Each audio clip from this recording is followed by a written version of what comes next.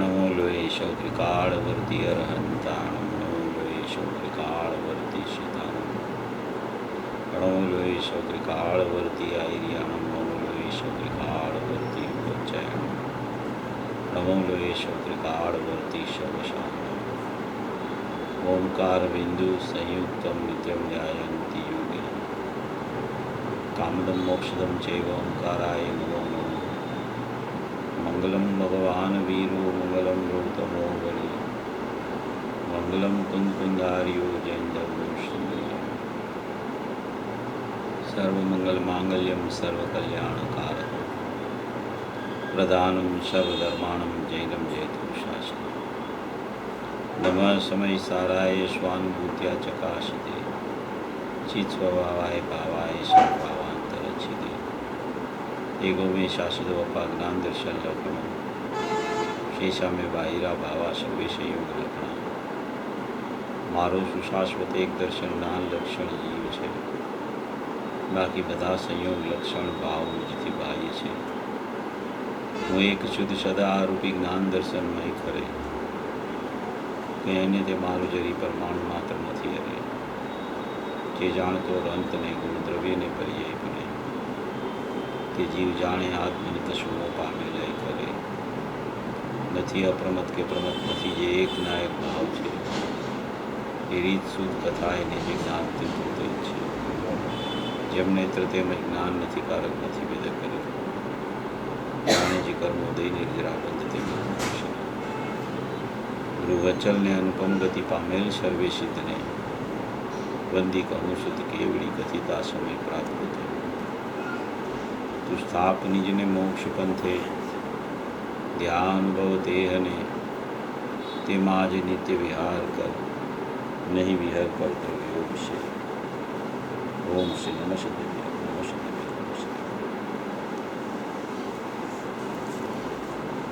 પૂજ્ય ગુરુદેવ શ્રીના પ્રવચનોમાં મંદિરમાં સમયસારજી પરમાગમ ઉપર સ્વાધ્યાય ચાલે છે. આપણો પણ અહીંયા સમયસાર ઉપર જ ચર્ચા આપણી ચાલી રહી છે. સમયસાર પરમાગમ એક એવું શાસ્ત્ર છે કે જેમાં મુખ્યપણે 2-3 વાતથી આખું સમયસાર ભરેલું છે. આખું સમયસાર એક તો મુખ્યપણે સમયસારમાં એક શુદ્ધાત્મા બતાવવું છે. બીજું કોઈ પ્રયોજન આચાર્ય ભગવાનનું છે નહીં. અપ્રતિબુદ્ધ જીવ અનાદિનો છે, એને પોતાનું સ્વરૂપ, પોતાનો સ્વભાવ, પોતાની અસ્થિ, પોતાની ચૈતન્ય સત્તા એનો અનાદિથી પરિચય નથી. અનાદિથી એનાથી અપરિચિત રહી ગયો છે અને એને જેનો પરિચય છે અનાદિથી, જેનાથી એ અનાદિથી અપરિચિત છે એવી પોતાની સત્તા, એવું પોતાનું ચૈતન્યપણું, એવો પોતાનો સ્વભાવ સ્વરૂપ, એવી પોતાની ચૈતન્યમયતા, એવો જે પરમાત્મા શુદ્ધ સ્વરૂપે રહી ગયો છે, એક તો એને પરિચય નથી અનાદિથી. એટલે એનો પરિચય કરાવવા માટે એને આ શુદ્ધાત્માનું સ્વરૂપ બતાવ્યા જ કરે છે. દરેક ગાથામાં કોઈ પણ ગાથા ખોલો, શુદ્ધાત્માનું સ્વરૂપ હંમેશા એમાં આવ્યા જ કરે. બીજી વાત એ આ શાસ્ત્રોમાં આવે છે કે અનાદિથી તારું પરિણમન કેવી રીતે ચાલી રહ્યું છે. તો કે અનાદિથી મોહ રાગ દ્વેષ રૂપે પરિણમન ચાલી રહ્યું છે જીવનું. એની પ્રત્યેક પર્યાયમાં જ્ઞાન હોવા છતાં પણ પ્રત્યેક પર્યાય બહિર્લક્ષે વર્તતી હોવાથી એને મોહ રાગ દ્વેષનું પરિણમન, રાગાદી ભાવોરૂપ પરિણમન અનાદિથી ચાલી રહ્યું છે. એક આ વાત આ શાસ્ત્રમાં વારંવાર આવ્યા કરે છે. એક શુદ્ધાત્માનો પરિચય નથી એટલે એ બતાવ્યા કરે છે એને આ અનાદિથી રાગરૂપે પરિણમી રહ્યો છે એવું એક એનું અનાદિનું સ્વરૂપ છે એટલે એનું જ્ઞાન કરાવતા આવે છે. આ બે વાત તો આવ્યા જ કરે આમાં, આ શાસ્ત્રમાં કોઈ પણ ગાથા કાઢો એ બે વાતનું સ્વરૂપ આવ્યા કરે. હવે ત્રીજી વાત એક લક્ષણની વાત અનાદિથી આવ્યા. લક્ષણની વાત અનાદિથી મીન્સ કે અનાદિથી લક્ષણ છે એની પાસે.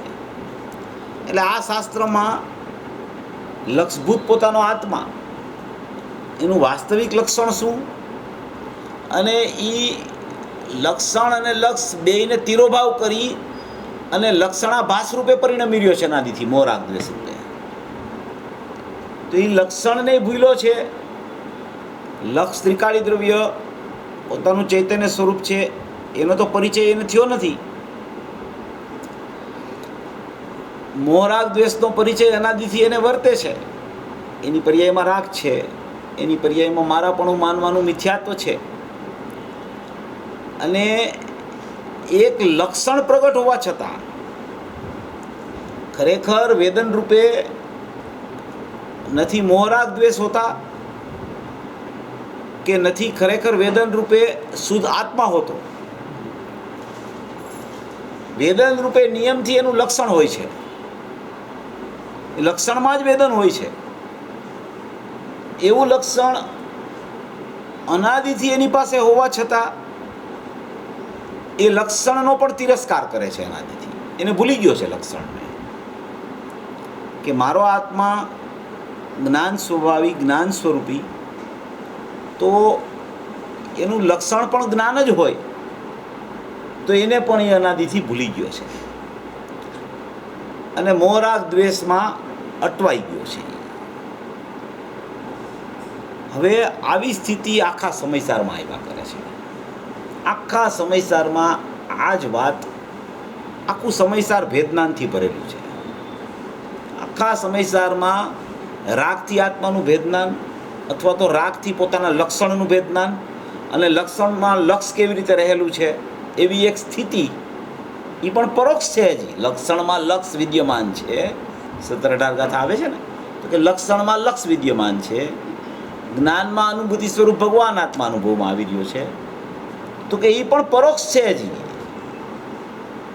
જ્યાં સુધી વેદન ન આવે અતિન્દ્રિય આનંદનું, ત્યાં સુધી એ વાત એ પરોક્ષ છે. એમાં કાંઈ બહુ એને બહુ માર્ક આપવા જેવા નથી. ભલે અનુભવમાં આવી રહ્યો હોય, પણ અનુભવ ન થાય ત્યાં સુધી અનુભવમાં આવી રહ્યો હોય છતાં એની કોઈ એવી કિંમત નથી. પણ એટલું ખરું કે રાગમાં અનુભવમાં નથી આવતો, પણ જ્ઞાનમાં અનુભવમાં આવે છે. એવું જ્ઞાન તારી પાસે છે, એવું લક્ષણ બતાવીને લક્ષનો સ્વીકાર કરાવવાનો આચાર્ય ભગવાન પ્રયત્ન કરાવે છે. તો આવી આખી આ સમયસારમાં છે ને, આખી આ ચર્ચાઓ આવ્યા કરે છે. બધી કોઈ પણ ગાથા તમે કાઢો, એક લક્ષભૂત આત્માની ચર્ચા, એક એના લક્ષણની ચર્ચા, અને એક એનું અનાદિથી વિપરીત પરિણમન ચાલી રહ્યું છે કર્મના ઉદયના સંગે. કર્મના ઉદયના સંગે વિપરીત પરિણમન ચાલી રહ્યું છે. આ ત્રણ વાત એની વારંવાર વારંવાર વારંવાર વારંવાર સમયસારની કોઈ પણ ગાથા કાઢો ને આવ્યા કરશે. આચાર્ય ભગવાન પછી એને અલગ અલગ સ્ટાઇલથી અલગ અલગ ચિત્રામણ કરીને જ્યાં જ્યાં જીવની એકત્વ બુદ્ધિ ચાલે છે, મમત્વ બુદ્ધિ ચાલે છે, કર્તૃત્વ ચાલે છે, ભોક્તૃત્વ ચાલે છે, ત્યાંથી એનો ઉપાડ કરાવીને એ વિષય એને બતાવ્યા કરે છે કે જો આ અત્યારે તું અહીંયા ભૂલો છો તો એ બતાવે. દૃષ્ટાંતો આપીને પણ એવો સિદ્ધાંત સમજાવવાનો, લક્ષણ ભેદથી ભેદ બતાવીને પ્રયત્ન કર્યા કરે. જેમાં શ્રીખંડનું દૃષ્ટાંત આપે. આજે શ્રીખંડનું દૃષ્ટાંત આવ્યું ને, તેમાં મીઠાશ છે અને દહીંની ખટાશ પણ છે. ત્યારે તો શ્રીખંડ બને છે. હવે ખટાશનું લક્ષણ જુદું છે, મીઠાશનું લક્ષણ જુદું છે. મીઠાશનું લક્ષણ સાકર છે, ખટાશનું લક્ષણ દહીં છે. તો એ બેયને ભેગા કરે છે ત્યારે શ્રીખંડ બને છે. હવે એ ભેગા બન્યા ત્યારે શ્રીખંડ બની ગયો, પણ એના લક્ષણથી જોવો તો બે જુદા જુદા છે અંદરમાં. કોઈ દિવસ ખટાશ છે એ સાકર રૂપે નથી થતી, સાકર કોઈ દિવસ ખટાશ રૂપે નથી થતી, પણ બેયનો સંયોગ સંબંધ થયો છે. સંયોગ સંબંધ થી એકરૂપ જોઈને એને શિખંડ કહેવામાં આવે છે. એકરૂપ થયું નથી એનું. જે સમયે શિખંડનો ભોગ કરવામાં આવે છે એ સમયે પણ એને એવો સ્વાદ આવે છે, મીઠાશનો પણ સ્વાદ આવે છે, ખટાશનો પણ સ્વાદ આવે છે. પણ જ્યારે એ શ્રીખંડનો સ્વાદ લે છે ત્યારે એકલો શ્રીખંડનો સ્વાદ આવે છે. અનુભવનો કાળ હોય, એટલે દૂધિયાનું દ્રષ્ટાંત આવે ને, અહીંયા એ વાત નથી. અહીંયા તો બેયના લક્ષણ જુદા બતાવવા છે. ત્યાં જે બતાવવું છે એ તો અનુભવના સમયે કોઈ ભેદ નથી હોતો એમાં એમ. પણ અહીંયા જે બતાવવું છે એ તો બેયના લક્ષણથી બેયની જુદાઈ બતાવવી છે. એટલે આ આખું સમયસાર છે ને, એનું માંગલિક જ ત્યાંથી થયું છે. નમ સમયસારાએથી. નમ સમયસારાએ સ્વાનુભૂત્યા ચકાસ્તે ચિત્ત સ્વભાવાય ભાવાય સર્વભાવાંતરચ્છિદે. નમ સમયસારાય સ્વાનુભૂત્યા ચકાસ્તે. તું સ્વ અનુભવથી એની ચકાસણી કર, એની પરીક્ષા કર, એનો અનુભવ કર. ત્યારે ખરેખર તને દ્રવ્ય કર્મ, ભાવ કર્મ, નો કર્મથી જુદો શુદ્ધાત્મા તને ખ્યાલમાં આવશે. ત્યાર પહેલા તને ખ્યાલમાં નહીં આવે. એમ કરીને એની શરૂઆત કરી છે. એમાં આ બધાય ભાવો એક પછી એક, એક પછી એક, એક પછી એક, એક પછી એક આવ્યા કરે છે. તો કોઈ પણ ગાથા જો આપણે રોજ સાંભળીએ છીએ ને, એમાં જોજો, એમાં રાગથી વેદનાની ચર્ચા આવ્યા કરશે. રાગથી જુદો આત્મા, રાગથી જુદો જ્ઞાનમય આત્મા, રાગથી જુદો જ્ઞાન. એ ચર્ચા જ બધી ગાથાઓમાં એ જ ચર્ચા આવ્યા કરશે. ગુરુદેવમાંથી એ જ કાઢ્યા કરશે કે પરનો તો સ્વાદ આવતો નથી, પર તો એનાથી પૃથક છે. પરના નિમિત્તે થતો રાગ છે, એવો રાગ એની પર્યાયમાં થાય છે. અને એ રાગને પોતાનું માને છે, પર તો પૃથક છે. અને એ રાગને પોતાનું માને છે એ અધ્યવસાન છે ને એ મિથ્યાત્વ છે. અને એનાથી જુદું એક જ્ઞાન લક્ષણ છે. એ જ્ઞાનમાં આ બધું ખબર પડે છે. અને એ જ્ઞાન કોનું છે? તો કે એ જ્ઞાયકનું જ્ઞાન લક્ષણ છે. તો કે એ લક્ષણમાં શું રહેલું છે? તો કે એ લક્ષણમાં આત્મા જ્ઞાયક રહેલો છે. તો કે આ રાગ જુદો પડી ગયો. પર પદાર્થને લક્ષે રાગ છે, એ પર પદાર્થ તો જુદા જ છે. પર પદાર્થને લક્ષે થતો રાગ છે એ પોતાની પર્યાયમાં થાય છે. હવે એ પોતાની પર્યાયમાં રાગ થાય છે. એ પર્યાય, જે પર્યાયમાં રાગ થાય છે ત્યાં જ જ્ઞાનની પર્યાય છે સાથે. તો એ રાગ થયો એ જ્ઞાનમાં ખબર પડે છે.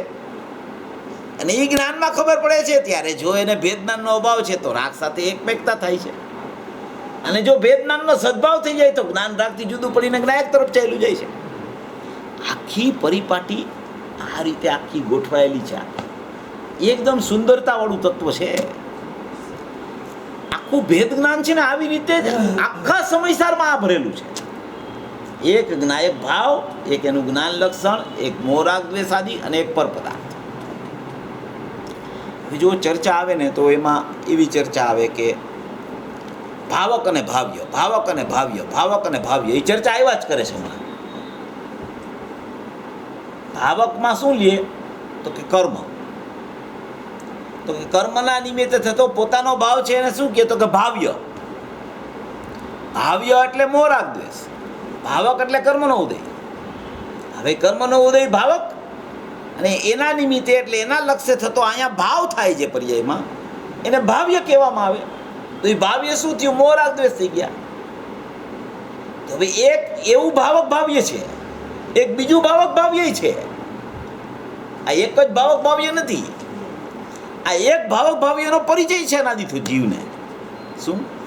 આ એક જ ભાવક અને એક જ ભાવ્યનો પરિચય અનાદિથી જીવને છે કે ભાવક એટલે કર્મનો ઉદય, અને આયા મોરાગ દ્વેષ થાય છે એ કર્મના લક્ષ્ય કે કર્મના નિમિત્તે થતા ભાવો એને મોરાગ દ્વેષ ભાવ્ય કહેવામાં આવે, વિકારી ભાવ કહેવામાં આવે, અશુદ્ધ ભાવ કહેવામાં આવે. ભાવક કર્મનો ઉદય, ભાવ્ય અહીંયા ભાવ. હવે એવું ભાવક ભાવ્ય હોવા છતાં એક બીજું ભાવક ભાવ્ય છે, એ છૂપું છે, એનો પરિચય નથી થયો જીવને, એનાથી અપરિચિત છે. તો કે એક ભાવક છે એ જ્ઞાયક ભાવ છે, એ જ્ઞાયક ભાવ છે એ પણ ભાવક છે, અને એના લક્ષ્ય થતો ભાવ છે એ ભાવ્ય છે. એના લક્ષ્ય થતો ભાવ છે એ સમ્યક દર્શનના ચારિત્ર છે, એ ભાવકનું ભાવ્ય છે. ઓલું મોરાગ દ્વેષ છે એ ઓલા કર્મના ઉદયના ભાવકનું ભાવ્ય છે. અહીંયા ભાવ્ય સમ્યક દર્શનના ચારિત્ર છે એ જ્ઞાયકના ભાવકનું ભાવ્ય છે. બે પ્રકારના ભાવક, બે પ્રકારના ભાવ્ય. એમાં એક ભાવક ભાવ્યનો પરિચય અનાદિનો ચાલે છે એને, અને એક ભાવક ભાવ્યનો પરિચય એને થયો નથી. આ જુદાઈ, આ બેયની જુદાઈ. આ ભાવક અને ભાવ્ય એ એક ખાતામાં નાખ્યું. કર્મનો ઉદય અને મોરાગ દ્વેષ એક ખાતામાં નાખ્યું. ભાવક ભાવ, ભાવક પોતે કર્મ, અને અહીંયા ભાવ્ય મોરાગ દ્વેષ, તો એ એક અભેદ છે. અહીંયા ભાવક એટલે જ્ઞાયક ભાવ, અને અહીંયા ભાવ્ય એટલે સમ્યક દર્શન જ્ઞાન ચારિત્ર. એ પણ જો એનું લક્ષ કરે તો અભેદ છે. એમ કરીને બે ભાગલા પાછા બતાવ્યા. એક પછી એક વાત એવી સમયસારમાં અદ્ભુત આવે છે કે જો બરાબર ચિત્તને ઉપયોગને બરાબર કેળવણી કરીને જો સાંભળવા બેસે ને, તો અહીંયા બેઠા બેઠા ભેદનાન થયા કરે. અહીંયા બેઠો બેઠો સાંભળતો હોય ને ભેદનાન કરે કે આ ભાવ્ય કોનું, તો કે એ ભાવકનું, તો કે આ ભાવ્ય કોનું, તો એ કે મારા સ્વભાવનું. એમ ભેદનાન થઈ જાય ને. આમાં એ જ બતાવે છે. ગાથા મોઢે કરવાની કોઈ નથી. આ ગાથામાં આમ કીધું છે, આ ગાથામાં આમ કીધું છે, એ બધું તો છે ગાથામાં, આચાર્ય ભગવાને કીધું, પણ એનો ભાવ શું છે? એનો ભાવમાંથી કાઢવાનો છે. વાચકનું વાચ્ય એને તારવી લેવાનું છે. ગુરુદેવ તો વિસ્તાર એટલો બધો કરે કે જગતમાં અત્યારે કોઈની એવી તાકાત જ નથી આટલો વિસ્તાર કરવાનો. જગતમાં કોઈની તાકાત નથી એટલો વિસ્તાર આ પુરુષ કરી શકે છે. એક શબ્દ હોય ને તો એને કહો ને તમે કે આના 10 પ્રવચન આપવાના છે, એટલે એક શબ્દ ઉપર 10 પ્રવચન એ કન્ટિન્યુઅસ આપી શકે. આપણી તો કોઈ તાકાત જ નથી, પણ આપણે એના ભાવની તારવણી કરવી જોઈએ. ભાવની તારવણી આપણે કરી શકીએ. એ તો અલગ અલગ પડખેથી ખૂબ પ્રયત્ન કરે સમજાવવાનો, કારણ કે અનાદિનો અપરિચિત જીવ છે આત્માથી, અને એને પરિચય અનાદિનો મોરાગ દ્વેષનો અને પરપદાર્થનો છે. એટલે ત્યાંથી ઉપાડી અને એને અંદર લઈ આવવા માટે કેટલાય દાખલા દલીલ દ્રષ્ટાંતોથી સમજાવીને પછી જ્ઞાનના લક્ષણને જ્ઞાયકમાં લઈ આવે એને. હવે એ આપણે તો કેટલા વર્ષોથી સાંભળી છીએ, તો હવે આપણે એની તારવણી કરીને ભેદનાન કેવી રીતે કરવું એ આપણે શીખવા જેવું છે. એ ભેદનાનની આ બધી ગાથાઓ છે અદ્ભુત. 15મી ગાથા ગઈ આપણે, 14-15 લીધી હમણાં. 15મી ગાથામાં આખું જ્ઞાનનું સ્વરૂપ આવી ગયું. 16મી ગાથા આવી તો 16મી ગાથામાં પણ દર્શન જ્ઞાન ચારિત્રને સાધકે સદાય સેવવા. શું કરવું? સાધકે દર્શન જ્ઞાન ચારિત્રને સેવવા. તો દર્શન જ્ઞાન ચારિત્ર એટલે સમ્યક દર્શન, સમ્યક જ્ઞાન, સમ્યક ચારિત્ર, એ તો ત્રણેય આત્માના જ અંગો હોવાથી એ એક આત્મા રૂપે જ રહેલા છે. એના 3 ભેદથી ન જોવાય એમ કહેવા માંગે છે. સાધક અને સાધ્યની ચર્ચા આવી. સાધક એટલે શું? સમ્યક દર્શન જ્ઞાન ચારિત્રાની મોક્ષ માર્ગ રૂપે પરિણમેલો આત્મા, એને સાધક કહેવાય. અને એ સાધકનું સાધ્ય શું હોય? તો કે પરિપૂર્ણતા, મોક્ષ. મોક્ષ એનું સાધ્ય, ત્રિકાળી દ્રવ્ય એનું ધ્યેય, અને સાધક રૂપે પોતે પરિણમે એ સમ્યક દર્શન જ્ઞાન ચારિત્રાની મોક્ષ માર્ગ. એમ ધ્યેય, સાધક અને સાધ્ય. ધ્યેય ત્રિકાળી દ્રવ્ય, સાધક એનું પરિણમન શુદ્ધ, અને સાધ્ય એની મોક્ષ. આમાં લખ્યું છે ને, જો પૂર્ણતાને લક્ષ્ય શરૂઆત. આ કેલેન્ડરમાં 1લી તારીખમાં આવ્યું છે. પૂર્ણતાને લક્ષ્ય શરૂઆત.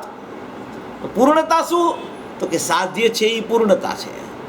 તો કે એના લક્ષ્ય શરૂઆત કેવી રીતે કરવી? તો સાધક બનીને કરવી. પછી એનો બીજો અર્થ પણ થઈ શકે કે પૂર્ણતા એટલે ત્રિકાળી દ્રવ્ય પરિપૂર્ણ છે, એના લક્ષ્ય જે પરિણમન થાય એ સાધક થઈ જાય. અને એવા સાધકની પરિપૂર્ણતા એટલે મોક્ષ રૂપે પરિણમે, સાધ્ય એને પરિપૂર્ણતા કહેવાય. એમ આ 16મી ગાથામાં 15મી ગાથામાં જ્ઞાનનો સ્વભાવ બતાવ્યો કે જ્ઞાન છે એ જ્ઞાનના એક આકારે એટલે એક સ્વરૂપે જ્ઞાન રહેલું છે. એ જ્ઞેયાકાર બને છે પ્રત્યેક સમયે, એ વ્યવહાર છે. અને જ્ઞાનના આકારે રહે છે એ નિશ્ચય છે. એક જ જ્ઞાનના એક જ પરિણમનમાં નિશ્ચય વ્યવહાર આ રીતે ઉતરી શકે છે. ત્યારે એને જ્ઞેયાકાર જ્ઞાનનો તિરોભાવ અને જ્ઞાનાકાર જ્ઞાનનો આવિર્ભાવ એમ કહેવામાં આવે. જ્ઞેયાકાર જ્ઞાન એટલે અનેકાકાર જ્ઞાન, એને જ્ઞેયાકાર જ્ઞાન કહેવાય. અનેક પદાર્થો હોય એ સંબંધીનું અહીંયા જ્ઞાન થાય. એનાથી નહીં, એના કારણે નહીં, એના પ્રતિભાસથી પણ નહીં, એના લક્ષ્ય પણ નહીં. પોતામાં ને પોતાનામાં જ્ઞાનમાં એક જ્ઞેયાકારપણું બને એવું જ્ઞેયાકારપણું એ અનેકાકાર જ્ઞાન છે, અને એ જ સમયે જ્ઞાન ત્યાં રહેલું છે. એ જ્ઞાન છે એ એકાકાર જ્ઞાન છે. કારણ કે જ્ઞાન આકાર એટલે કે એક સ્વરૂપે રહેલું જ્ઞાન છે, અને એ જ્ઞાનમાં જ્ઞેયાકારો પ્રત્યેક સમય બન્યા કરે છે. તો એ જ્ઞાનમાં જ્ઞેયાકારો પ્રત્યેક સમયે બને છે. તો એ જ્ઞેયાકારો બને છે એ વ્યવહાર છે. જ્ઞેયાકાર જ્ઞાન છે એ વ્યવહાર છે. કેમ વ્યવહાર કીધો એને? કે અનેક રૂપતાવાળું જ્ઞાન છે.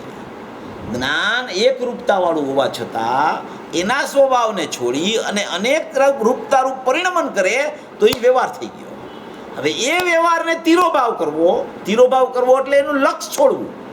તિરોભાવ કરવો એટલે કે જ્યાં જ્ઞેયાકાર બનવાના બંધ નથી થઈ જતા, અનેકાકાર જ્ઞાન બંધ નથી થઈ જતું, પણ એ અનેકાકાર જ્ઞાન ઉપરથી એનું લક્ષ છૂટી જાય છે.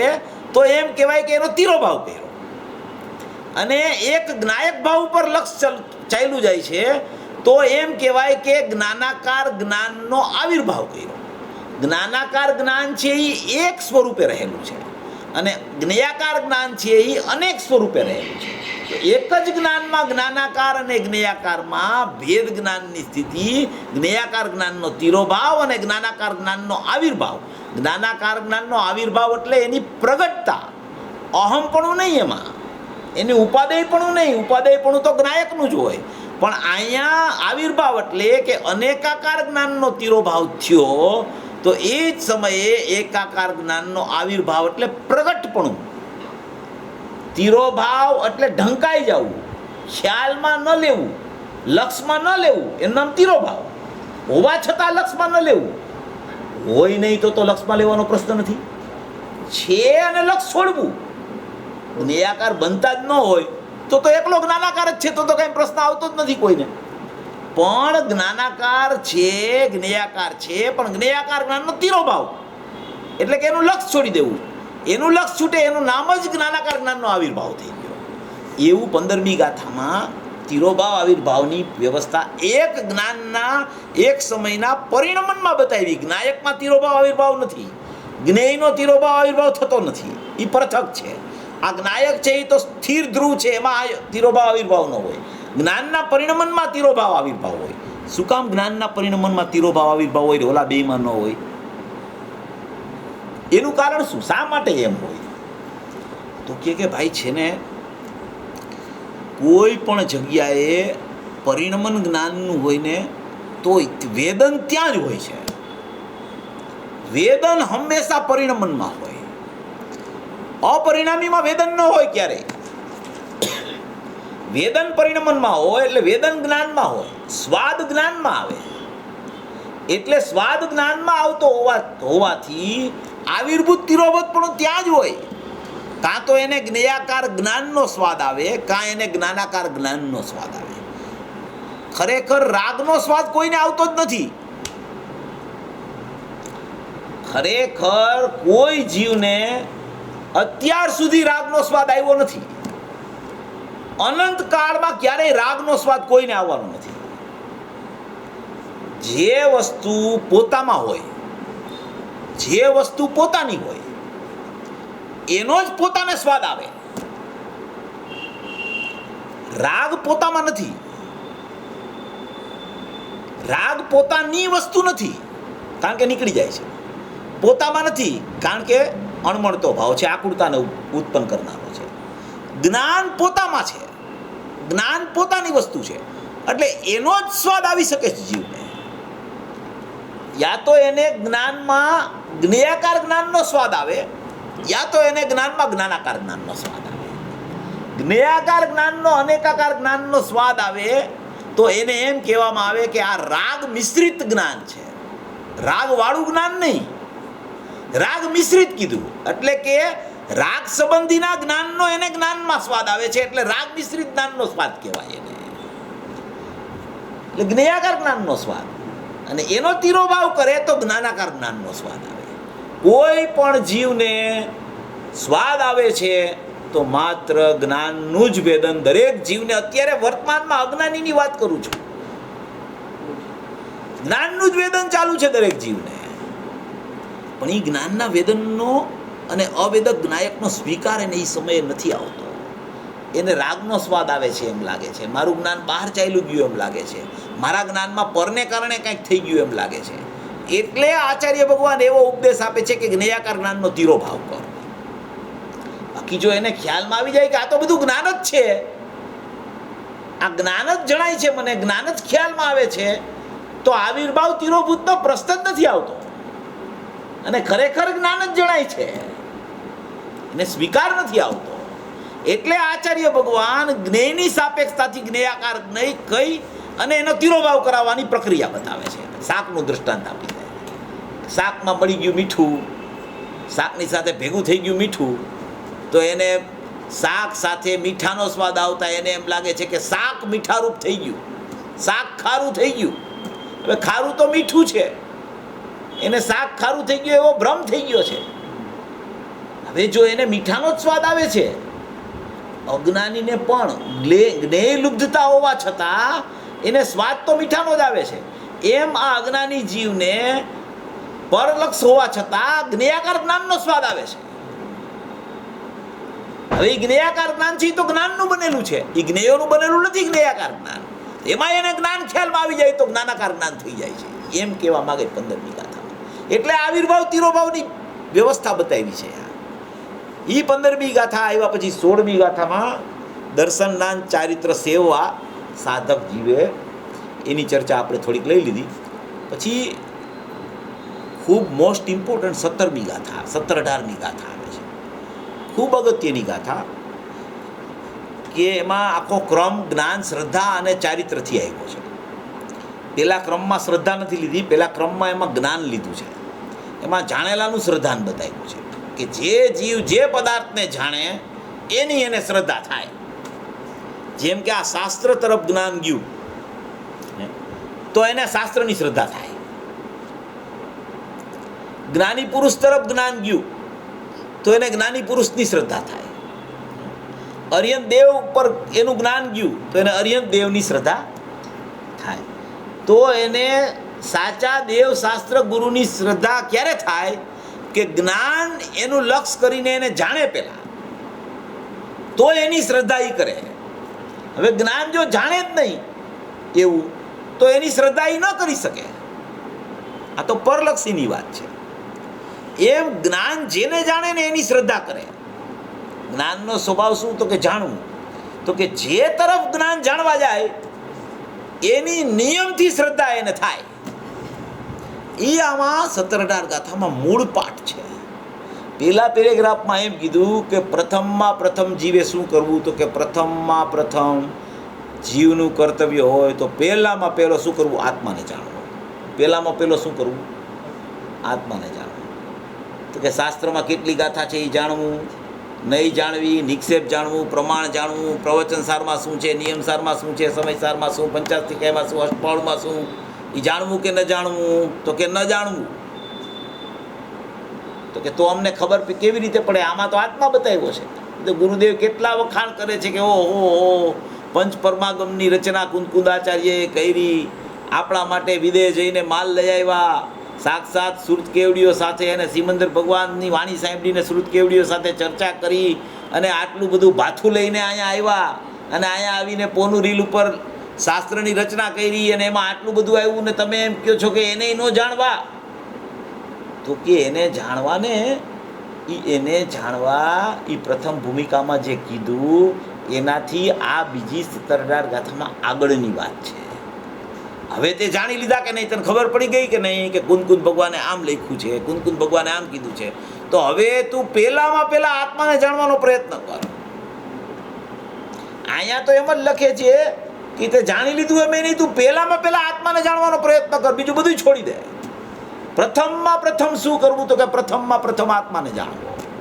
બીજી કોઈ પ્રક્રિયા છે જ નહીં જીવની, પહેલામાં પહેલો આત્માને જાણવો. કુંદકુંદ આચાર્ય એમ કહે છે કે પહેલામાં પહેલો આત્માને જાણવો, અને અમૃતચંદ્ર આચાર્ય તો એમ કહે છે કે આત્માને જાણવો શું?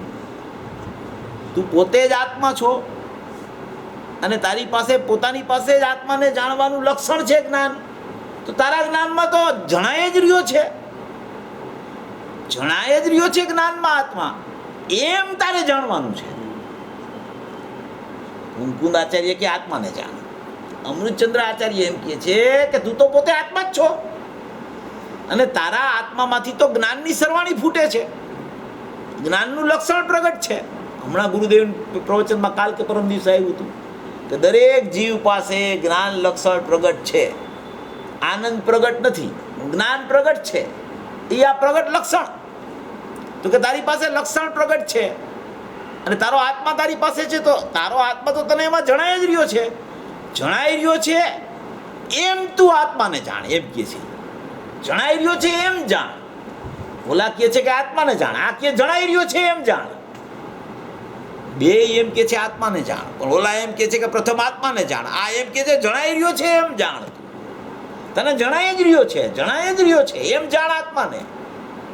એટલે કે તારે જાણવા જવાનું નથી, તને જણાઈ રહ્યો છે એમ જાણવાનું છે. તારે મારે આત્માને જાણવો છે, મારે આત્માને જાણવો છે, મારે આત્માને જાણવો છે. ઉપયોગ બહારથી અંદર લઈ આવવો છે, ઉપયોગ પરથી ખસેડીને દ્રવ્ય તરફ લઈ જવો છે.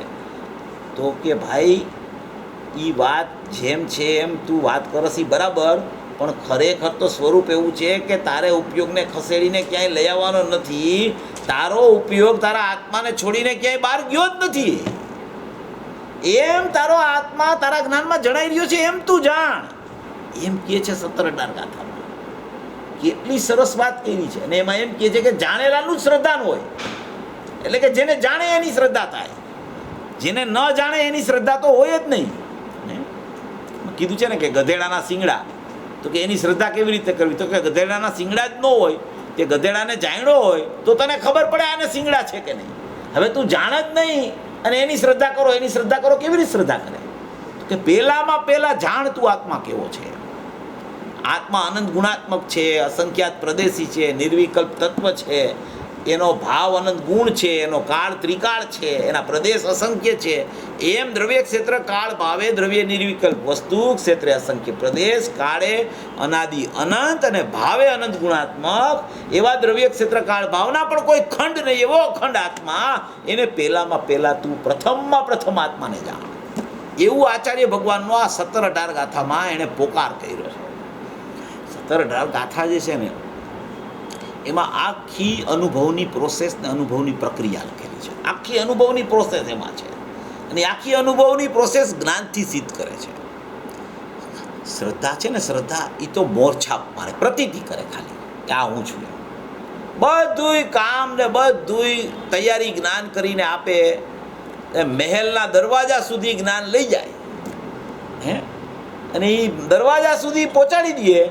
પછી અંદર પ્રવેશ કરવા માટે એને બધુંય છૂટી જાય અને અહમ થાય અને એ જ સમયે સમ્યક જ્ઞાન થાય. પહેલામાં પહેલું કામ પ્રથમથી અંત સુધીનું અનુભવ, પહેલા સુધીનું બધી પ્રોસેસ જ્ઞાન ખરેખર કરે છે. અને અનુભવના સમયે પણ પ્રતીત ભલે શ્રદ્ધા કરે પણ વેદન જ્ઞાનમાં આવે છે. એટલે કિંમત ખરેખર અસાધારણ લક્ષણ જ્ઞાન છે એની છે. એ જ્ઞાનની પ્રક્રિયામાં અદ્ભુતથી અદ્ભુત આમાં 17-18 ગાથામાં બતાવી છે. એમાં શું કહેવા માંગે છે એ ભેદજ્ઞાન આપણે 15મી ગાથામાં આવી ગયું. પણ આમાં એક બહુ સરસ વાત છે કે જાણેલાનું શ્રદ્ધાનું હોય એ વિષય એક બહુ અદ્ભુત આવ્યો છે. હવે જ્ઞાન છે ને, જ્ઞાન હમણાં આપણે લીધું ને કે જ્ઞાનમાં જ પોતામાં એકાકારપણું અને જ્ઞાનમાં જ પોતામાં અનેકાકારપણું. એ વાત હમણાં આપણે ચર્ચા લીધી ને 15મી ગાથાના વિષયથી. એવી જ રીતે 17-18 ગાથામાં પણ જ્ઞાનની નિર્ણયની ભૂમિકાની પ્રક્રિયા આખી બતાવી છે કે જ્ઞાનમાં નિર્ણયની ભૂમિકા કેવી રીતે થાય. નિર્ણય આવે ત્યારે જ્ઞાનને શ્રદ્ધા કેવી રીતે કામ કરતા હોય, ત્યારે જ્ઞાનમાં નિર્ણયની ભૂમિકા થાય તો નિર્ણય પૂર્વે શું હોય અને પછી નિર્ણય કેવી રીતે થાય. અને એ નિર્ણય આવ્યા પછી જ્ઞાન શ્રદ્ધા નિર્ણયના કાળે જુદા કેવી રીતે પડી જાય, અને એ નિર્ણયના કાળે જુદા પડે ત્યારે જ્ઞાનમાં પરોક્ષ અનુભૂતિ કેવી રીતે થાય, અને એ સમયે પણ શ્રદ્ધા ઔદયિક ભાવે પરને શ્રદ્ધતી હોય એ કેવી રીતે હોય. એ બધું સ્વરૂપ આખું આમાં 17-18 ગાથામાં અદ્ભુતથી અદ્ભુત રીતે આચાર્ય ભગવાને ભરી દીધું છે. બહુ સુંદર વ્યવસ્થા અને સુંદર ભેદજ્ઞાનની પ્રક્રિયા આમાં બતાવેલી છે. એ કહે છે કે જ્ઞાન છે ને, જ્ઞાન આપણે પેલા કીધું ને કે એક જ્ઞાયક છે, એક જ્ઞાનનું લક્ષણ છે, એક પરલક્ષી ભાવ મોરા દ્વેષના ચાલે છે, માં કર્મનો ઉદય છે. આ વ્યવસ્થા તો આખી ગોઠવાયેલી છે, આમ જ ચાલે છે અનાદિથી. હવે આનો એને અપરિચય છે અનાદિથી જ્ઞાન ને જ્ઞાયકનો, અને અનાદિથી રાગ દ્વેષ મોહનો કર્મના નિમિત્તે થતા ભાવોનો પરિચય છે. દરેક જીવને અત્યારે પર્યાયમાં રાગ ચાલે છે. કોના સંબંધી ચાલતો હોય, કયા પ્રકારે ચાલતો હોય એ પોતાને ખબર હોય. સાંભળતા સાંભળતા રાગનું પરિણમન ચાલતું હોય, તો તત્વ સંબંધીનો રાગ ચાલતો હોય, તો એ રાગનું પરિણમન છે. હવે કેટલી વાર, હજારો વાર આવે રાગથી જુદો પણ, રાગથી જુદો પણ હજી રાગ શું છે એ ઘણી વાર ખબર ન હોય જીવને કે રાગ એટલે શું ખરેખર. આ કીધા જ કરે છે રાગથી જુદો, રાગથી જુદો, રાગથી જુદો, રાગથી જુદો, પણ રાગ એટલે શું? કે ભાઈ રાગ એટલે તને જે પ્રકારનો ભાવ અત્યારે તારી વર્તમાન પર્યાયમાં પરલક્ષે ચાલી રહ્યો છે, શાસ્ત્ર લક્ષે ચાલે, દેવશાસ્ત્ર ગુરુ લક્ષે ચાલે, કે બહારના કોઈ અશુભ પરિણામ હોય તો પરલક્ષી ભાવ તારો ચાલે, તો એ પ્રકારનો તને અહીંયા રાગ ચાલી રહ્યો છે. એ રાગ ચાલે છે એટલે શું? કે એ પદાર્થો મેળવવાની ઈચ્છા તને ચાલી રહી છે. કોઈ પણ પદાર્થો મેળવવાની, પ્રાપ્ત કરવાની જે ઈચ્છા ચાલી રહી છે ને એને રાગ કહેવામાં આવે છે. પર પદાર્થો મેળવવાની ઈચ્છા એ ચાલી રહી છે, એનું નામ રાગ છે. નિરંતર ચાલી રહી છે આ ઈચ્છા તો, અને એ ઈચ્છામાં ક્યાંય ખલેલ પડે, કોઈ બીજી વસ્તુ આવી જાય તો દ્વેષ થઈ જાય છે. એ ઈચ્છા જે નિરંતર ચાલતી હોય ને એમાં ક્યાંક ખલેલ પડી જાય, કાંઈક એ ઈચ્છા પ્રમાણે કાર્ય ન થાય, એનો રાગ ચાલતો હોય એ પ્રમાણે જો કાર્ય ન થાય અને એમાં કાંઈક ખલેલ આવે તો દ્વેષ થઈ જાય છે. ત્યાં ખલેલ આવી ને તો દ્વેષ થઈ ગયો તરત. હવે એમાં એ જેના પ્રત્યે દ્વેષ ચાલ્યો કે જેના પ્રત્યે રાગ ચાલ્યો એ પદાર્થને કાંઈ સંબંધ જ નથી એમાં. જેના પ્રત્યે દ્વેષ ચાલે કે જેના પ્રત્યે રાગ ચાલે એ પદાર્થને કાંઈ સંબંધ નથી એમાં. એ પદાર્થને નિમિત્ત તરીકે જોવા જેવું નથી. થાય છે બધું એના પરિણામમાં, એ પરિણામની સ્વતંત્રતાથી થાય છે. પછી એની સ્વતંત્રતામાં આ નિમિત્ત હતું એમ કેવું એ ઠીક છે, એમાં કાંઈ નથી, પણ એ પદાર્થને કાંઈ સંબંધ નથી એની સાથે.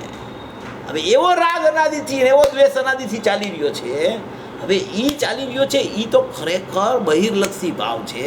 એ તો એના પરિણામ જ નથી, એ પૂતગલના પરિણામ છે ખરેખર. હવે એ ખ્યાલમાં આવે છે જે જ્ઞાનમાં, એ જ્ઞાન એના પરિણામ છે, એ રાગ એના પરિણામ નથી. પણ એ ખ્યાલમાં ક્યાં આવ્યા? તો કે ખ્યાલમાં છે ને એ જ્ઞાનમાં આવ્યા.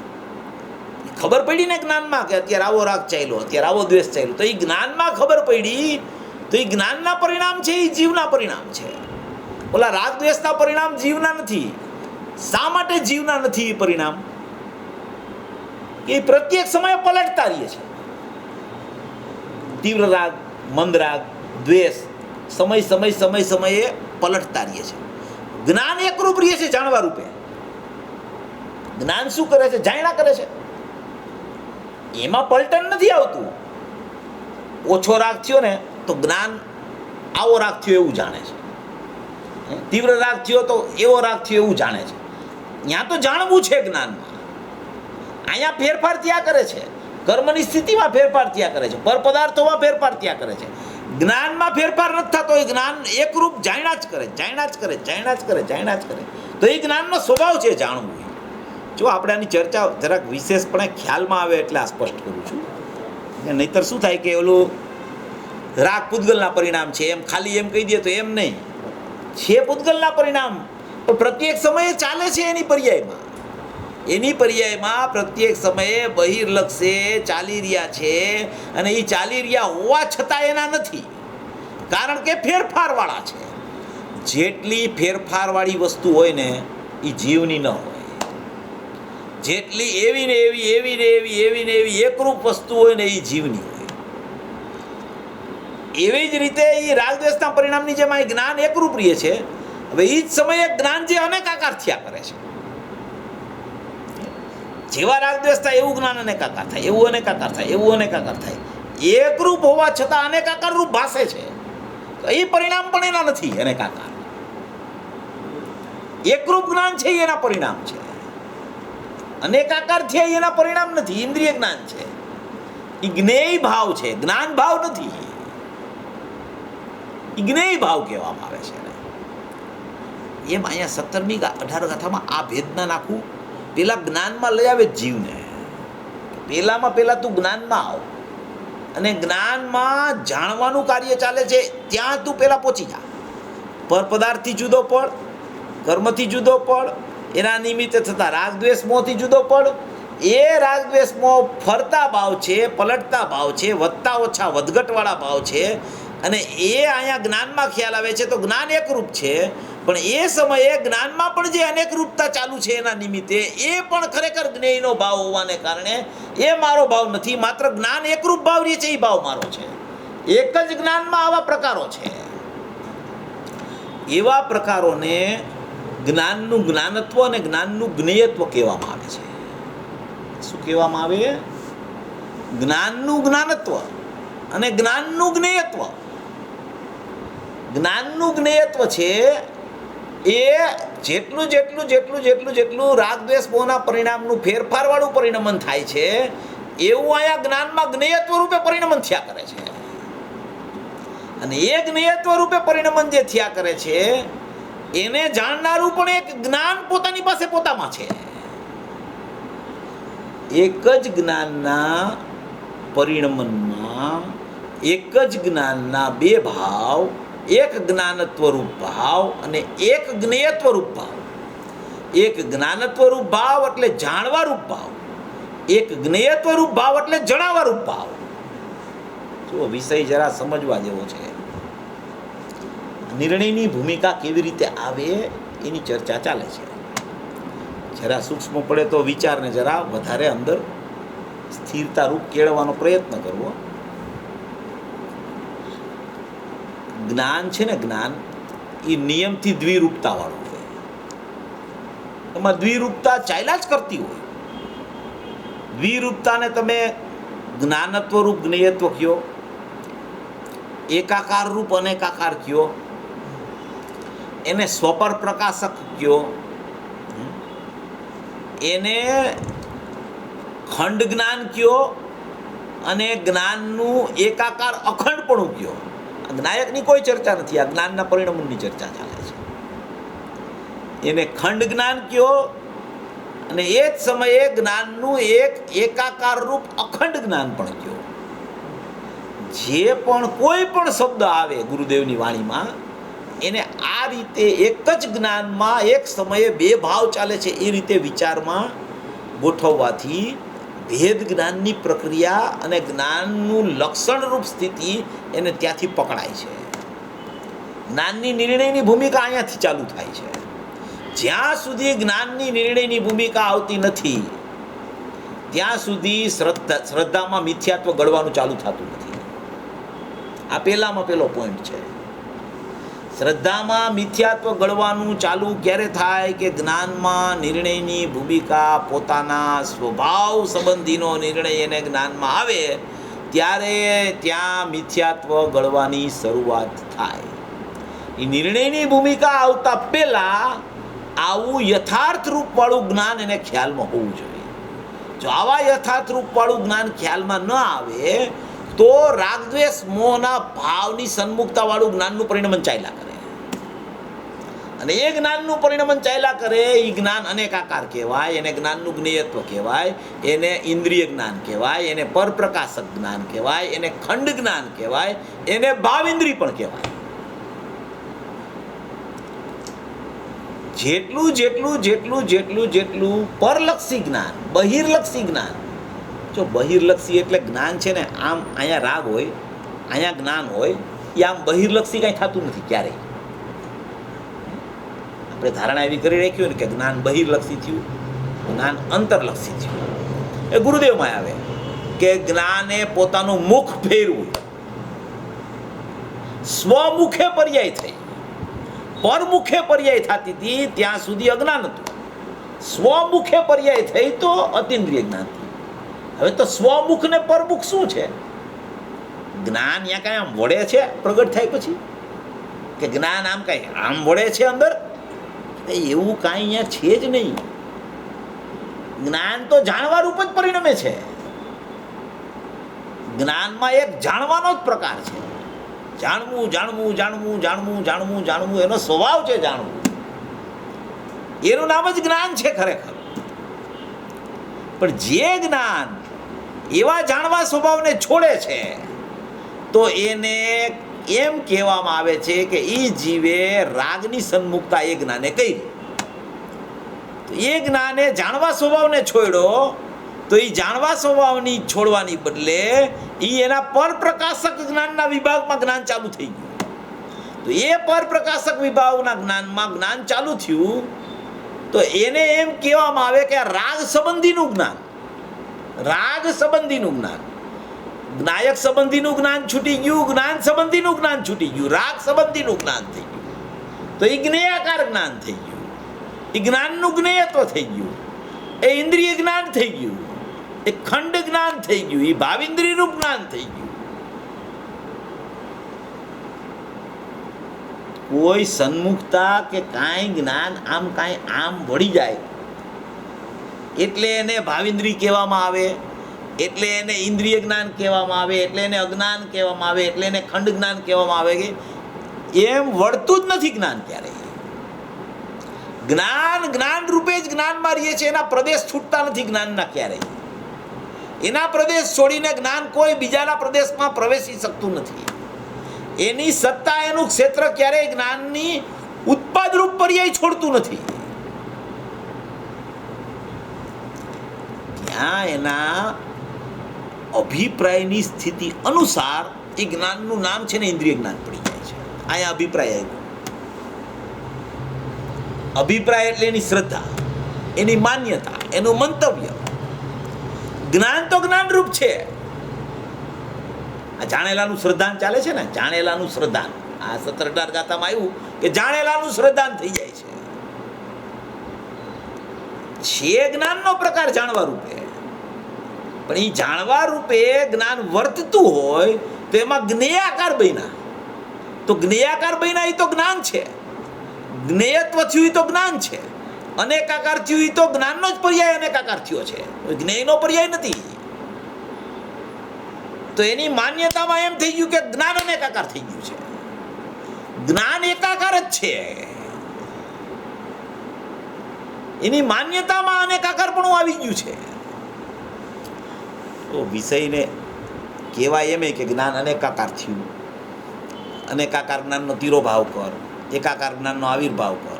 પણ એ વાત તો આપણે લઈ લીધી કે ભાઈ અનેકાકાર જ્ઞાનનો તિરોભાવ કેમ કહે છે કે એને એમ છે કે જ્ઞાન છે ને એ જ્ઞાને જ્ઞાનનું પોતાનું એકાકારપણું છોડી અને અનેકાકારપણા રૂપ પરિણમન કરી લીધું છે, એટલે એને અનેકાકાર જ્ઞાનનો તિરોભાવ કીધો.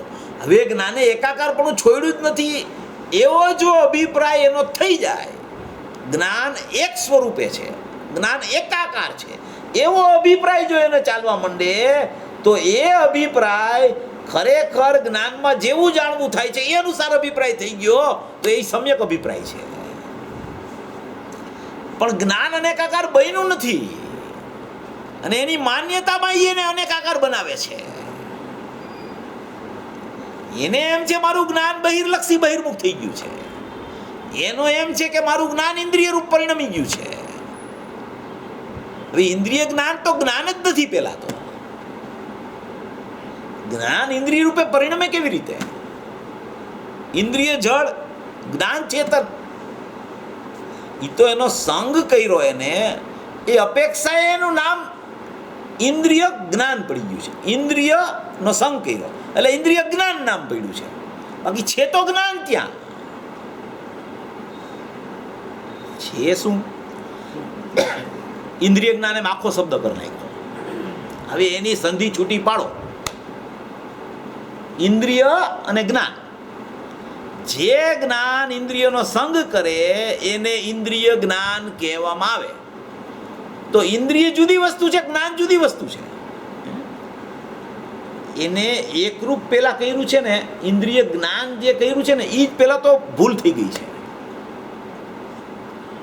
જ્ઞાન તો જ્ઞાન રૂપે જ છે, ઇન્દ્રિય ઇન્દ્રિય રૂપે છે. પેલા એમ વિચાર કરવો.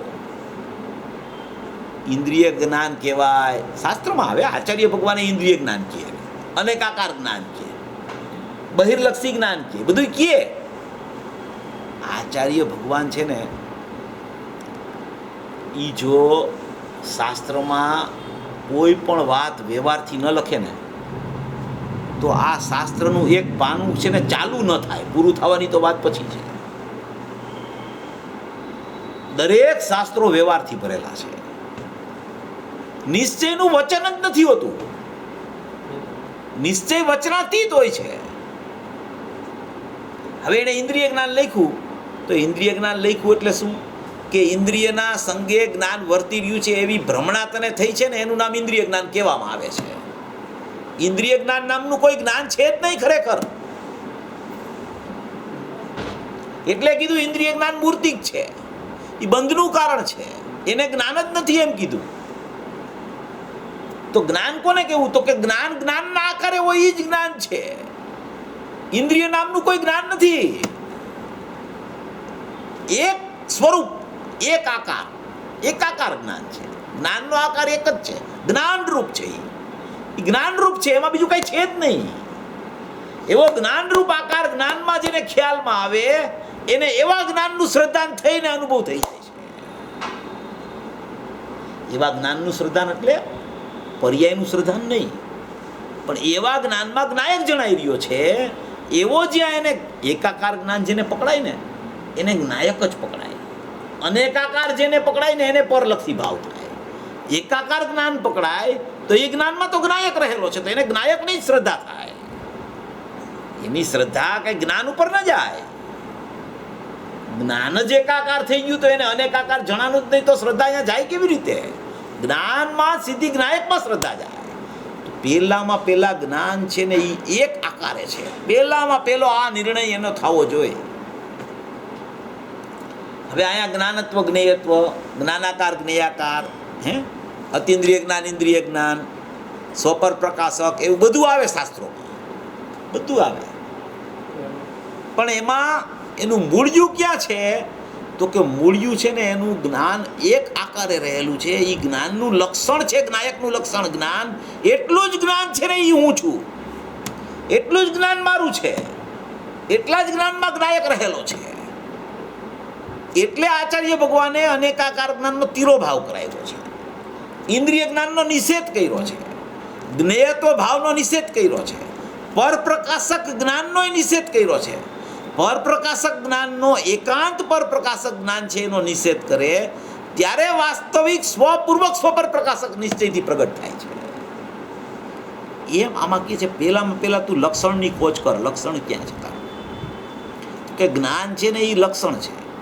જાણેલાનું શ્રદ્ધાન થાય છે એ જ્ઞાન છે ને એ લક્ષણ છે. એ જ્ઞાનમાં જાણવું જાણવું જાણવું જાણવું જાણવું જાણવું અનાદિથી ચાલી રહ્યું છે. કોનું જાણવું, કેવી રીતે જાણવું, કેમ જાણવું એ જુદો પ્રશ્ન. જાણવું ચાલુ છે અનાદિથી જીવને લક્ષણમાં. એ લક્ષણમાં જાણવું ચાલુ છે. કોઈ પ્રશ્ન કરે ને કે ભાઈ જાણવું છે તો એમાં સ્વનું જાણવું છે કે પરનું જાણવું છે, એમ પ્રશ્ન થાય. ન થાય એવું નથી. તો કે પેલા છે ને એ વિશેષ ભાવને તું છોડી દે. પેલા તું જાણવું રાખ. પેલા કોનું જાણવું છે એ હમણાં તને ખબર પડી જશે. પેલા જાણવું છે. પેલા સ્વનું જાણવું, પરનું જાણવું એમ નથી. પેલા જાણવું સ્વભાવ છે. જ્ઞાનનો સ્વભાવ જાણવું એ પેલા સ્વભાવ છે. એ જાણવું સ્વભાવ રાખ પેલા. તો કે જાણવું સ્વભાવમાં તો સ્વપરનું જાણવું આવી જાય. તો કે એ બસ તારી વાંધો જ છે. સ્વ અને પર બે ભેગા કર્યા ને તો એ શું થયું ખબર છે? એ ખરેખર તને સ્વનોય ખ્યાલ નથી ને ખરેખર તને પરનોય ખ્યાલ નથી ને ખરેખર તને જાણવું શું છે એ ખબર નથી. પહેલામાં પહેલા તું જાણવું છે આત્માનો સ્વભાવ, જ્ઞાન ને જ્ઞાનનો સ્વભાવ જાણવું. કોને જાણવું એ હમણાં થઈ જશે, અનુભવે હમણાં થઈ જશે. પણ પેલા જાણવું રાખતું. પેલા જ્ઞાન કોને જાણે છે? પેલા એમ કે નિર્ણય કરો સ્વને જાણે છે કે પરને જાણે છે. ભાઈ વાત સાચી છે, એ નિર્ણય કરો, પણ પેલા જાણવું છે કે નહીં જ્ઞાનમાં? જ્ઞાનનો સ્વભાવ તો જાણવું છે ને, કરવું નથી. જ્ઞાનનો સ્વભાવ, જ્ઞાનનો સ્વભાવ જાણવું છે. પૂતગલ કરનાર છે, જીવ જાણનાર છે, આત્મા માનનાર છે. પૂતગલ કરનાર છે, જ્ઞાન જાણનાર છે અને વિપરીત શ્રદ્ધા કરે તો મિથ્યાત્વ છે, અને સમ્યક શ્રદ્ધા કરે તો સમ્યકત્વ છે. તો પહેલામાં પહેલા જાણવું સ્વભાવ છે એમ રાખતું, પેલા જ્ઞાનમાં બસ જાણવું સ્વભાવ, જાણવું જાણવું જાણવું જાણવું જાણવું એવો સ્વભાવ છે. હવે એ સ્વભાવ છે એમાં શું છે તો કે એ સ્વભાવમાં જ્ઞાનત્વ અને જ્ઞેયત્વ બે પ્રતિ સમય થયા કરે છે. પેલા સ્વભાવમાં જાણવું છે, એ જ સમયે એમાં પરિણમન થાય છે. તો એ પરિણમનમાં જ્ઞાનત્વ અને જ્ઞેયત્વ છે, એમાં જ્ઞાનાકારે છે, જ્ઞેયાકારે છે. તો કે એમાં નિર્ણય હવે શું કરવો આપણે, કે નિર્ણય માત્ર એમાં જાણવું છે એ કરવાનો છે. ઓલી બધી ઉપરની ઉપાધિઓ છે એ પરિણમનની સાપેક્ષતા વાળા કથન છે બધા. આ તો જાણવું તો એનો સ્વભાવ છે. કેટલું હું કહું છું, કેવી રીતે કહું છું મને ખબર નથી, મારા ભાવમાં છે હું તો કહું છું, તમને સમજાય એટલું તમારું. જાણવું પેલા સ્વભાવ છે, અને એ જાણવામાં જ્યાં ઉપાધિ તમે લઈ આવ્યા, સ્વની કે પરની, બે ઉપાધિ છે. જ્ઞાનમાં જાણવું નિરપેક્ષ છે, સ્વ અને પર છે સાપેક્ષ થઈ જાય છે જ્ઞાન. જ્ઞાનનો નિરપેક્ષ સ્વભાવ જાણવું છે, અનાદિ અને જાણવું જાણવું જાણવું જાણવું જાણવું જાણવું જાણવું જાણવું એવો ઉપયોગ જ પ્રગટ થાય છે. એ સામાન્ય જ્ઞાન, સામાન્ય જ્ઞાન, સામાન્ય જ્ઞાન, સામાન્ય જ્ઞાન. દ્રવ્ય સામાન્ય, એનું જ્ઞાન સામાન્ય. દ્રવ્ય સામાન્ય હોય તો એનું જ્ઞાન સામાન્ય જ હોય. તો એ જ્ઞાન પ્રગટ થાય છે, એમાં જાણવું જાણવું જાણવું જાણવું જાણવું જાણવું ચાલ્યા કરે છે. હવે એમાં એ જ્ઞાન સ્વને જાણે છે કે જ્ઞાન પરને જાણે છે. તો પરને જાણે છે એટલે એમ કે મિથ્યા જ્ઞાન, સ્વને જાણે છે એમ કે સમ્યક જ્ઞાન. તો એ બે વધારાની ચીજ છે. કેવી છે? બે વધારાની ચીજ છે, બે સાપેક્ષ પરિણમન છે. બે લક્ષ થાય ત્યારે પરિણમન થાય છે. સ્વભાવમાં, જ્ઞાનના સ્વભાવમાં, જાણવામાં લક્ષનો પ્રશ્ન નથી, સ્વભાવ જ છે એવો. જાણવું જાણવું જાણવું જાણવું જાણવું એ સ્વભાવ ચાલુ છે અનાદિથી. હવે એમ કે જ્ઞાન પરને જાણતું જ નથી, જ્ઞાન સ્વને જ જાણે છે. તો એ વિશેષ પરિણમનની ચર્ચા થઈ ગઈ. એ સાપેક્ષ થઈ ગયું જ્ઞાન, નિરપેક્ષ ન રહ્યું. ભલે એ જ્ઞાનમાં જ અનુભવ થાય, સામાન્ય જ્ઞાનમાં અનુભવ ન હોય. સામાન્ય દ્રવ્યમાં અનુભવ ન હોય એમ સામાન્ય જ્ઞાનમાં અનુભવ ન હોય. વિશેષ થાય ત્યારે જ વેદન આવે, વેદન ત્યારે જ થાય. આ સામાન્ય જ્ઞાનમાં પરોક્ષ હોય, ઓલા વિશેષ જ્ઞાનમાં પ્રત્યક્ષ થાય. પણ એ પ્રત્યક્ષ અને પરોક્ષની ચર્ચામાં પણ એ પરોક્ષ જે છે, જે ઉપયોગ પરોક્ષ સામાન્ય છે, જેમાં અનુભૂતિ સ્વરૂપ ભગવાન આત્મા બાળ ગોપાળ સૌને અનુભવમાં આવી રહ્યો છે, એ અનાદિ અનંત છે. કેવું છે? અનાદિ અનંત. અને ઓલું જે વિશેષ થાય છે એ સાદી અનંત છે. એ સાદી છે, નવું થયું છે, એ અનાદિ અનંત નથી. તો નવું થાય એ મારો સ્વભાવ ન હોય. જેટલું જૂનું એટલો સ્વભાવ, જેટલું જૂનું એટલો સ્વભાવ, જેટલું નવું એટલો વિભાવ. વિભાવ એટલે વિશેષ ભાવ, વિકાર નહીં. એ વિશેષ ભાવ. જેટલું નવું એટલો વિશેષ ભાવ, જેટલો જૂનો એટલો મારો સ્વભાવ, એટલો સામાન્ય ભાવ, એટલો મારો સ્વભાવ. આ તો ચર્ચા બહુ સમજવા જેવી અને અગત્યની છે. જેટલી સમજાય એટલી સમજવી. જાણવું સ્વભાવ છે ને એ 17-18 ગાથામાં બતાવવો છે. એટલે એમ કીધું કે જાણવું તું જો તારા સ્વભાવનું કર, તારા જ્ઞાયક ભાવનું જાણવું કર, તો એની શ્રદ્ધા તને થાય. હવે એ જ્ઞાયક ભાવનું જાણવું કેવી રીતે થાય? કે પહેલામાં પહેલા જ્ઞાન નિરપેક્ષ દેખાય તો, પહેલામાં પહેલા જ્ઞાનમાં જાણવું દેખાય તો, પહેલામાં પહેલા જ્ઞાનમાં કોઈ ઉપાધિ નથી એમ દેખાય તો, પહેલામાં પહેલા સામાન્ય જ્ઞાન એને પકડાય તો, પહેલામાં પહેલા જ્ઞાનનું લક્ષણ એને ખ્યાલમાં આવે તો. જો જ્ઞાનનું લક્ષણ જ એને અનેકાકાર દેખાતું હોય તો એ લક્ષણ જ નથી. લક્ષણ કોને કહેવાય? કોઈ પણ પદાર્થનું લક્ષણ હોય ને એ કોને કહેવાય? કે એનો પદાર્થ હોય એ એકાકાર હોય અને એનું લક્ષણ અનેકાકાર હોય, એને લક્ષણ કહેવાય. એનો પદાર્થ એકાકાર હોય, એનું લક્ષણ એકાકાર હોય, એને લક્ષણ કહેવાય. જેવો પદાર્થ હોય એવી જ સ્થિતિવાળું લક્ષણ હોય, એવી જ સ્થિતિ હોય જે પદાર્થમાં, એને જ લક્ષણ કહેવામાં આવે. જો પદાર્થ કાંઈક હોય અને એનું લક્ષણ છે એ ફેરફારવાળું હોય, પદાર્થ એકાકાર હોય અને લક્ષણ અનેકાકાર હોય, એવું બની ન શકે. જેવો પદાર્થ હોય એવું લક્ષણ હોવું જોઈએ, તો જ એને લક્ષણ કહી શકાય. તો લક્ષણ ન કહી શકાય તો એ લક્ષણાભાસ થઈ ગયું, લક્ષણ નથી. જેમ સોનું છે, સોનું એ દ્રવ્ય છે, તો એ સોનાનું લક્ષણ છે એ ઘાટ કહેવાય કે સોનાનું લક્ષણ એની પીડાશ, ચીકાશ, વજન એને કહેવાય? ઘાટને લક્ષણ કહેવાય?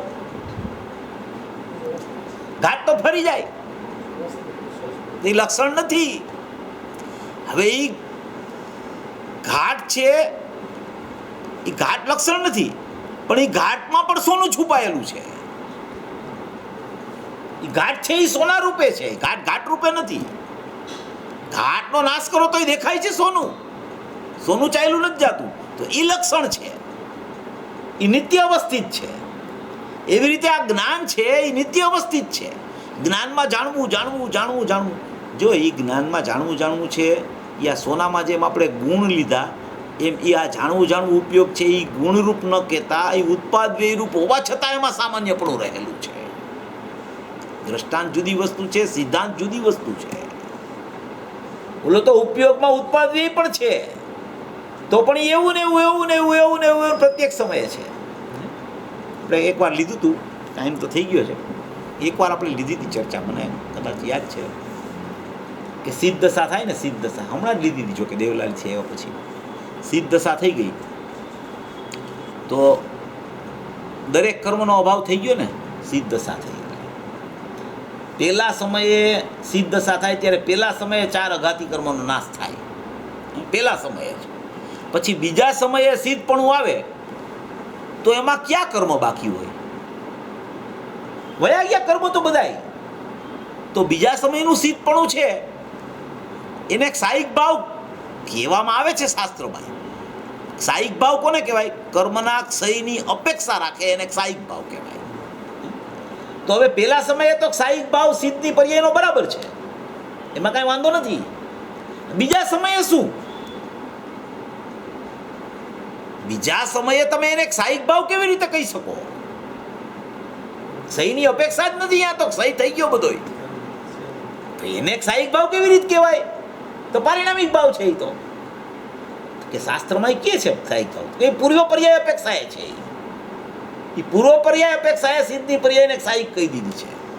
તમે એના ઊંડાણમાં જાઓ, તમે એના ગર્ભમાં જાઓ, તમે વિચાર કરો થોડોક, તો તમને ખબર પડે કે પહેલા સમયે 4 અઘાતી કર્મનો ક્ષય થયો ત્યારે સિદ્ધ દશા આવી, મોક્ષ દશા આવી. હવે બીજો સમય છે તો બીજા સમયે કર્મનો ક્ષય ક્યાં છે? અહીંયા કર્મ જ નથી. ત્યાં તો ત્યાં શું થઈ ગયું કે શુદ્ધ રૂપે પરિણમન ચાલ્યું રહ્યું છે, છતાં ક્ષયની અપેક્ષા નથી. એટલે એ સિદ્ધની દશાનું જે પરિણમન રૂપ ભાવ છે એ સામાન્ય ભાવ થઈ ગયો છે. એ સામાન્ય વર્ગણા થઈ ગઈ બધી. અહીંયા હવે કોઈ કર્મની સાપેક્ષતા લાગુ નથી પડતી, એને કર્મના અભાવની સાપેક્ષતા લાગુ નથી પડતી સિદ્ધ દશાને. બીજા સમયની સિદ્ધ પર્યાય જ્યાં પ્રગટ થઈ તે સિદ્ધ પર્યાય સ્વરૂપ જ ભગવાન આત્મા, સિદ્ધ પર્યાય સ્વરૂપ ભગવાન આત્મા. જો ઉત્પાદવી હોવા છતાં ઉત્પાદવી બંધ નથી થતા સિદ્ધ પર્યાય, ઉત્પાદવી છે એમ અજ્ઞાનીને મિથ્યા દ્રષ્ટિને ઉત્પાદવી છે, છતાં કોઈ કર્મના ક્ષય, ઉદય કે ઔદય કે અભાવ એની કોઈ સાપેક્ષતા વગરની એક જ્ઞાનની અવસ્થા છે. એ સામાન્ય જ્ઞાન છે. એ સામાન્ય જ્ઞાન અનાદિ અનંત છે. સામાન્ય દ્રવ્ય અનાદિ અનંત છે. સામાન્ય જ્ઞાનમાં સામાન્ય દ્રવ્ય નિરંતર અનુભવમાં આવી રહ્યું છે. ઓલું બધું નીકળી જાય છે. પેલા ગુણસ્થાનથી ગુણસ્થાનાતીત થઈ ગયા, 14 ગુણસ્થાન વયા ગયા. સિદ્ધ દશા ગુણસ્થાનાતીત છે, 14મું ગુણસ્થાન નથી. આ ગુણસ્થાનાતીત છે સિદ્ધ દશા. જ્યાં સુધી ગુણસ્થાનનો વ્યવહાર લાગુ પડે ત્યાં સુધી કર્મની અપેક્ષા લાગુ પડે. જ્યાં ગુણસ્થાનની અપેક્ષા પૂરી થઈ ગઈ, કર્મના સદભાવ, અભાવ કે અનુદયની સાપેક્ષતા છૂટી ગઈ, એને સિદ્ધ પરિણમન થયું. એવી જ રીતે કોઈ પણ જીવમાં એક જ્ઞાન એવું બચી ગયું છે કે જે જ્ઞાન નિરપેક્ષ છે, જે અનેકાકાર થયું નથી, જે પ્રગટ રૂપ હોવા છતાં એકાકાર રહી ગયું છે. એવા જ્ઞાનમાં જ્ઞાયક બિરાજમાન છે અત્યારે દરેક જીવને. એ આનો અર્થ છે કે આ બાળ ગોપાળ સૌને અનુભૂતિ સ્વરૂપ ભગવાન આત્મા અનુભવમાં આવી રહ્યો છે નિરંતર, કોઈ વગર વિક્ષેપે. એ 17-18 ગાથાનો મર્મ છે આમાં. એમાં આ સમાયેલું છે બધું. એક જ્ઞાન, એક રૂપે જ્ઞાન, એક સ્વરૂપે જ્ઞાન, એકાકાર જ્ઞાન, પ્રગટ થતું જ્ઞાન એકાકાર છે. ત્રિકાળી દ્રવ્ય તો એકાકારે છે. ત્રિકાળી દ્રવ્ય એકાકારે છે એટલે જ એનો જ્ઞાનનો ઉપયોગ એકાકારે છે, કારણ કે એનો ઉપયોગ છે, એમાંથી આવે છે. સરવાણી એમાંથી ફૂટી છે, ધ્રુવનો પ્રવાહ એમાંથી બહાર આવ્યો છે. એ ઉપયોગ છે, એ ઉપયોગ વાનને ભેટતો જ પ્રગટ થાય છે. એ ઉત્પાદ ધ્રુવને છોડ્યા વગર જ છે ને પ્રત્યેક સમયે ઉત્પાદ કરે છે. ઉત્પાદ ધ્રુવને પ્રસિદ્ધ કરીને જ વ્યય થાય છે. એવી કોઈ આ 17-18 ગાથામાં વાત આવી છે કે એવું ઉપયોગ લક્ષણ છે કે એ ઉપયોગમાં ઉપયોગવાન બિરાજમાન છે. એનું નામ એવું જેને ખ્યાલમાં આવે છે એ જીવની દ્રષ્ટિ ત્યાં વહી જાય છે. એનું નામ જાણેલાનું શ્રદ્ધાને ને થઈ ગયું એમ કહેવામાં આવે છે. એવી કોઈ અપૂર્વ ગાથા આ 17-18મી ગાથામાં એવો મર્મ ભરેલો છે. 19મી ગાથામાં એમ છે કે ભાઈ અપ્રતિબુદ્ધ, હવે અમારું અપ્રતિબુદ્ધપણું ક્યાં સુધી રહેશે, ક્યાં સુધી આ અપ્રતિબુદ્ધ રહેશે? તો કે નો કર્મ અને કર્મમાં મારાપણું જ્યાં સુધી એ રાખશે ત્યાં સુધી એ અપ્રતિબુદ્ધ રહેશે, પ્રતિબુદ્ધ નહીં થાય. એમાં ઘણા દ્રષ્ટાંતો આપીને એ ગાથામાં પછી ઘણું સમજાયું છે. અને 20, 21, 22મી ગાથા છે એ તો એમાં ભૂતકાળ, વર્તમાનકાળ અને ભવિષ્યકાળ એની આખી સ્થિતિનું વર્ણન છે કે પૂર્વે હું આનો હતો, વર્તમાનમાં હું આનો છું, ભવિષ્યમાં હું આનો થવાનો છું. એવી 3 કાળ સંબંધીની જોડાણવાળી વ્યવસ્થા અભિપ્રાયમાં જે જીવ વિચારે છે કે હું પૂર્વે આનો હતો, ભવિષ્યમાં આનો થવાનો છું, પૂર્વે આ મારું હતું, વર્તમાનમાં આ મારું છે, ભવિષ્યમાં મારું થવાનું છે, એમ એની લાળ લંબાવે છે અભિપ્રાયની મિથ્યાત્વ દ્રઢ કરવા માટે, એને મિથ્યાત્વ છોડાવવા માટે કે હું આનો હતો, આ મારું હતું. એવી પૂર્વની, ભૂતકાળની, વર્તમાનની ને ભવિષ્યની કોઈ સાથેના સંબંધની જ્યાં સુધી તું વિચારણા કરીશ ત્યાં સુધી તારું મિથ્યાત્વ જાશે નહીં. એવી 20, 21 ને 22 ગાથામાં ચર્ચા કરી છે. એના વચ્ચેના કળશો છે એમાં બધી આ જ ચર્ચા છે. આવી રીતે આ સમયસારની 20, 21, 22 ગાથા સુધીનું પ્રકરણ આપણું અહીંયા પૂરું થાય છે. 23, 24, 25 ગાથા પણ ખૂબ સારી છે. એમાં 24મી ગાથામાં મૂળ વાત છે એ આપણે આવતા રવિવારે ફરીથી લેશું. આ છે ને દરેકમાં આપણે શરૂઆતમાં ચર્ચા થઈને એ જ ચર્ચા આવશે. જ્ઞાયક ભાવ અને જ્ઞાન લક્ષણ, મોહ રાગ દ્વેષ, કર્મની સાપેક્ષતા, બસ આ વિભાગ જેને પડી જાય ને આની સાથે સંબંધિત છે, આની સાથે સંબંધિત છે, બસ એને ભેદજ્ઞાનનો પ્રકાર ચાલુ થઈ જાય. તમે સાંભળજો રોજ ગુરુદેવની ટેપમાં આ જ પ્રકાર આવશે. અને જો આ જ્ઞાનમાં અવધારાઈ ગઈ ને વાત ભાગલાની તો ભેદ જ્ઞાન બેઠા બેઠા થશે કે આ અત્યારે ચર્ચા આવે છે ને એ કર્મ સાપેક્ષ છે, એ મારું કાંઈ નથી. આ ચર્ચા એવી, આ તો જ્ઞાનના લક્ષણની છે, જ્ઞાયક મારો છે, એમ તમને ખ્યાલમાં આવશે. ભેદ જ્ઞાનથી જુદાય બેની ખબર પડી જશે. એટલે ભાવક ભાવ 2 પ્રકારના, એક કર્મરૂપી ભાવક ભાવ, એક જ્ઞાયક રૂપી ભાવક ભાવ. કર્મરૂપી ભાવક ભાવ એનું ભાવ્ય મોહ રાગ દ્વેષ, નાયક રૂપી ભાવક ભાવ એનું સમ્યક દર્શન જ્ઞાન ચારિત્રાણી મોક્ષ માર્ગી એનું ભાવ્ય. આવી રીતની આખી સ્થિતિ છે. આવી સ્થિતિ સમજી અને સર્વ જીવો, ભવ્ય જીવો મોક્ષ માર્ગમાં પ્રયાણ કરે એવી